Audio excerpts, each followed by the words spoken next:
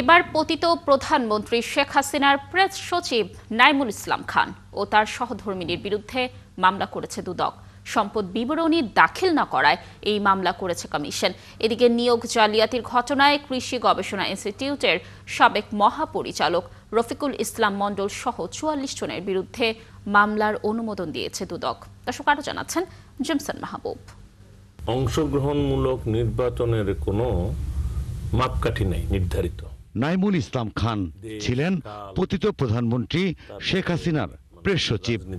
যে কোনো কিছু ধরেন আপনি এখানে অনুষ্ঠান করেন। নাইমুল ও তার সহধর্মিনীর সম্পদ বিবরণী চেয়ে নোটিশ দেয় দুর্নীতি দমন কমিশন, কিন্তু এ নিয়ে দুদকের সাথে কোনো যোগাযোগ করেননি তিনি। এবার নাইমুল ইসলাম দম্পতির বিরুদ্ধে মামলা করল দুদক। একই সাথে চলমান আছে তার বিরুদ্ধে অবৈধ সম্পদের অনুসন্ধানও। বিগত সরকারের প্রধানমন্ত্রীর প্রেস সচিব নাইমুল ইসলাম খান এবং তার স্ত্রীর বিরুদ্ধে দুর্নীতি দমন কমিশন থেকে নন সাবমিশনের একটি মামলার অনুমোদন হয়েছে।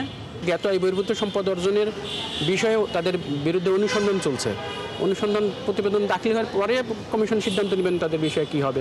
মামলা হয়েছে বাংলাদেশ কৃষি গবেষণা ইনস্টিটিউটের সাবেক মহাপরিচালক ডক্টর রফিকুল ইসলাম মণ্ডল সহ ৪৪ জনের বিরুদ্ধে।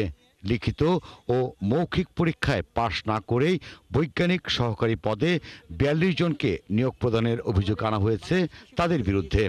বাংলাদেশ কৃষি গবেষণা ইনস্টিটিউটে বৈজ্ঞানিক সহকারী পদে নিয়োগ সংক্রান্ত বিষয়ে অনিয়ম দুর্নীতির অভিযোগে সাবেক মহাপরিচালক ডক্টর রফিকুল ইসলাম মণ্ডল সহ ৪৪ জনের বিরুদ্ধে দুর্নীতি দমন কমিশন একটি মামলার অনুমোদন দিয়েছে। অনিয়ম আমরা যেটা পেয়েছি, যে অভিযোগ ছিল, সেটা হচ্ছে লিখিত এবং মৌখিক পরীক্ষা না দিয়েই অনেককে, যাদের বিরুদ্ধে অভিযোগ আনা হয়েছে, তাদের কৃতকার্য দেখিয়ে মূলত আসলে জালিয়াতি করে নিয়োগ দেওয়া হয়েছে। এদিকে দুদকের আবেদনে সাবেক রেলমন্ত্রী মুজিবুল হকের সহযোগী সাবেক যুগ্ম সচিব AKMG কিবরিয়া মজুমদারের ৫টি ব্যাংক হিসেব জব্দের আদেশ দিয়েছে আদালত। জেমসন মাহবুব, ৭১, ঢাকা।